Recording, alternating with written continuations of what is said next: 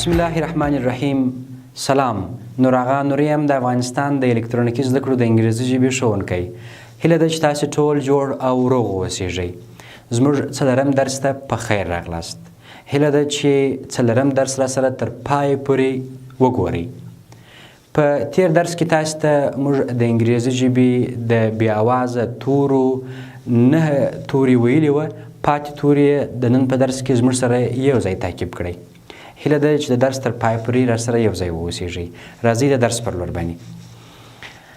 Pronunciation of consonant letters. د بې آوازه تورو تلفظ. تاسو ته مو 9 توري وړاندې ویلي وه. نن یې درته پاتې توري تر 19 پورې چې شمېر راځي ووایو. لسم توری د ام توری دی چې دا په میم باندې تلفظ کیږي. د میک په لغات کې ښه مثال واضح شوی دی. میک معنا جوړول. میک میک میک. دوهم مثال هم په مادر لغات کې واضح شوی دی. تاسو ګورئ دلته ام راغلی دی.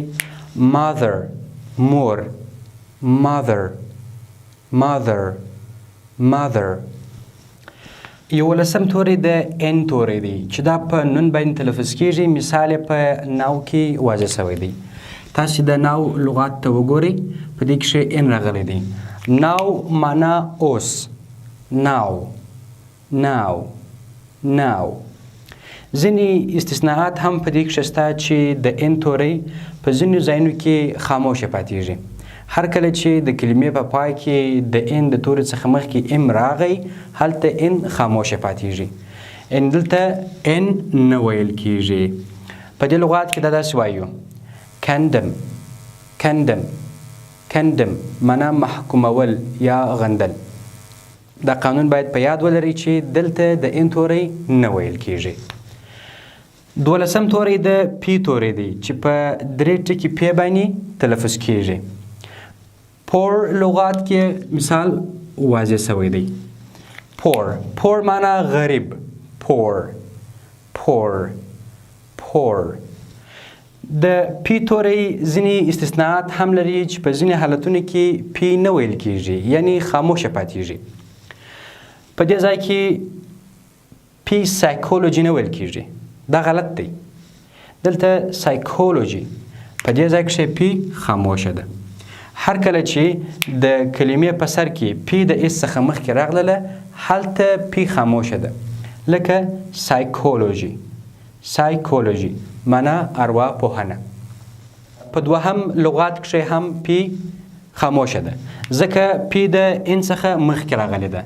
دلته هم پی نه ویل کیږي. هر کله چې د کلمې په پیل کې د ان څخه مخکې پی راغله پی خاموشه پاتېږي. پی نه ویل کیږي. نو دا موږ داسې وایو. نیمونیا نیمونیا نیمونیا معنا سینه بغل. 14 توری د کیو توری دی چې دا په غټ قاف باندې یا عربي قاف باندې تلفظ کیږي. مثال په کویک لغات کې واضح شوی دی. کویک معنا چابک یا ګړندی. کویک کویک کویک کویک. 14 توری د آر توری دی چې په ری باندې تلفظ کیږي. مثال په رولر لغات کې واضح شوی دی. په لومړي سر او په اخر کې آر راغلی دی. دا رولر خطکش ته وایي. رولر رولر رولر. 15 توری د ایس توری دی چې دا په سین سی او په سوات باندې تلفظ کیږي. مثال په ساوند لغات کې واضح شوی دی. ساوند معنا आवाज. sound sound sound. 14 توری د ټي توری دی چې دا په ټي او په توا باندې تلفظ کیږي. مثال په ټیبل کې واضح شوی دی. ټیبل ټیبل معنا میز. ټیبل ټیبل ټیبل. او ځینې استثناءات هم لري چې هلته دا نه ویل کیږي یعنی خاموشه پاتېږي. مثال که چیرې د یو لغات په منځ کې د سی اچ څخه مخکې راغی هلته ټي خاموشه پاتېږي یعنی دلته ټي نه ویل کیږي. لکه واچ. واچ معنا کتل. واچ واچ واچ. ولسم توری د وی توری دی چې دا خپل په وی باندې تلفظ کیږي. مثال په ووټ لغات کښې واضح شوی دی. لومړی وی راغلی ده. دا ووټ، ووټ معنا رای ورکول. ووټ ووټ ووټ.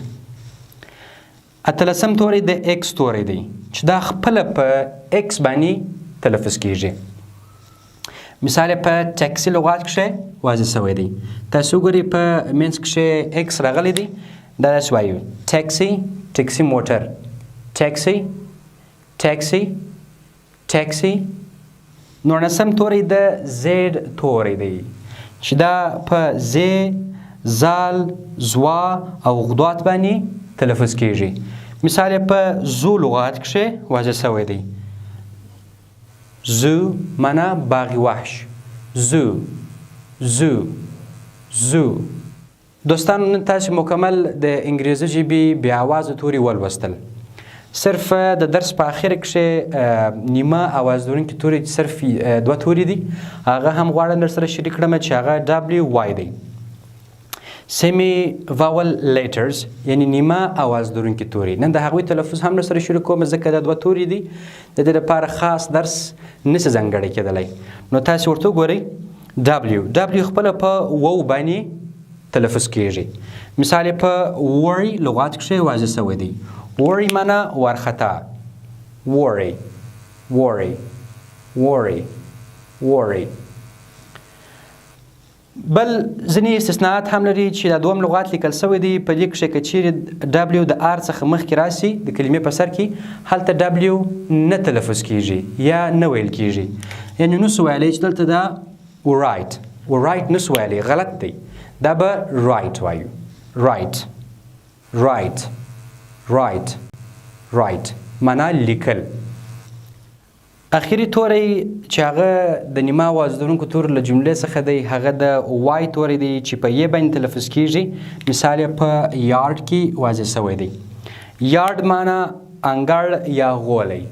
انګړ د حویلۍ انګړ هغه ته یارډ وایي. یارډ یارډ یارډ یارډ. ډېره مننه دوستانو، ستاسو څخه یوه نړۍ مننه چې زموږ سره مو 4م درس تر پایه ولوست. په دې درس کښې مو تاسو ته د انګریزي ژبې بې آوازه توري او نیمه آواز لرونکي توري ورسره د هغوی د تلفظونو سره یو ځای تدریس کړله. په راتلونکي کې هم تاسو ته غوره زده کړیز پروګرامونه لرو. هیله ده چې زموږ سره یو ځای اوسئ. هیره مو نه وي چې زموږ د یوټیوب چینل هم در سره سبسکرایب کړئ او د نورو ملګرو سره هم شریک کړئ.